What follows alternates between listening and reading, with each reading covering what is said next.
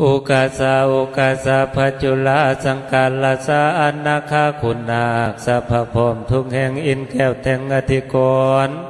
เป็นคำสอนของพุทธองค์ทะลงไว้ตั้งแต่ก่อนสั่งสอนโลกโลกียังยอมบนสุดยังยอมบนเสียงยังยอมบนเกียงได้ของปุนปอนมาตั้งแต่ก่อนกับทั้งเทพญาธรแด่คุณนาคอไลลากทนทีบริสุทธิ์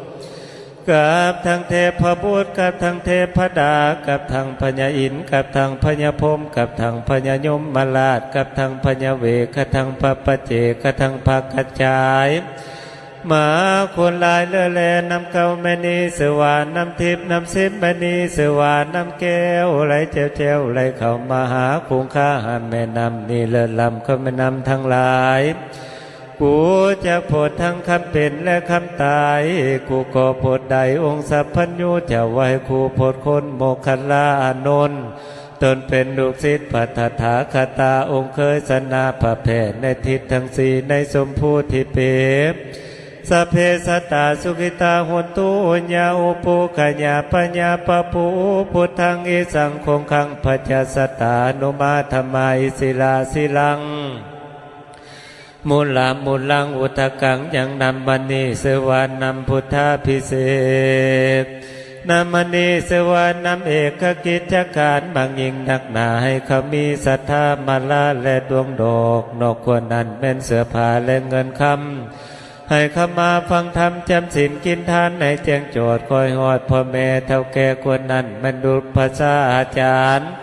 กับทั้งคณะสังฆาเสนาทั้งสี่เสนาทั้งแปดในแค่คุมแมงตาพญาคันยังยมปัฒนาหาคุณไม่นำคอยมาเสคำซอยสู้ในคันธาสันดานทะลงวิมานอยู่ในภาษาทอย่าขาดแคลวลืมเสียกับทั้งขวัญพ่อเมียและลูกเต่ากับทั้งขวัญนมเงาโสดตำลาพญายำแม่นำนิโหดสงเลิศแล้วนำมณีเสวานำเกศแก้วจุลามณีนำมณีเสวานำนางธรณีมิลิธิเกศเก่านำมณีเสวานำพระพุทธเจ้าไล่เข้ามาหามัธยานการเขตยำในมนุษย์นำมณีบริสุทธิ์ทุกอย่าง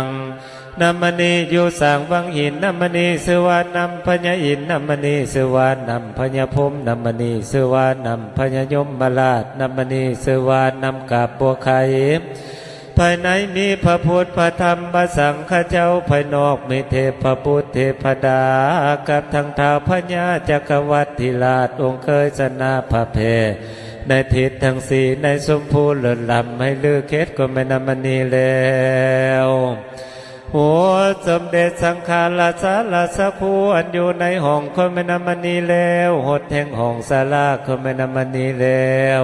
หดเท้าพญาราชาขึ้นเสวยลาดบ้านเมืองก็ไม่นำมณีแล้วหดควงหัวเครื่องจังไรไหลหลากในมนุษย์คือว่าผู้แก้วแขวเขาน้องงาอันเป็นเครื่องของบุตรของสังขยามาทั้งแต่ก่อน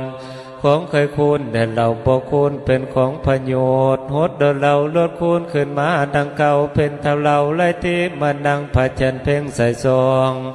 มานั่งพระอาทิตย์ส่องใสงามทำโบราณเดินดันดาวพระเจ้ากวาสีสิทธิอุทธกังนำบอกบ่อใส่เย็นเดือดแล้วนำสังแก้วและขึ้นเมืองบนคนทั้งหลายเห็นแล้วถือเสื้อหูเมื่อแล้วได้เข้ามาหาอมมัวเอโอมุมามุนมาสัพพลาโทโสวสิทธิมังนิทิตัง